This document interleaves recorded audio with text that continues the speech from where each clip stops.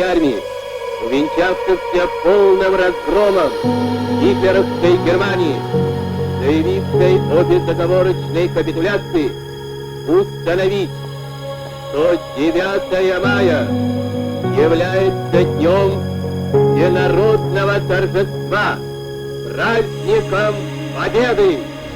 Туда-сюда, снова все сначала,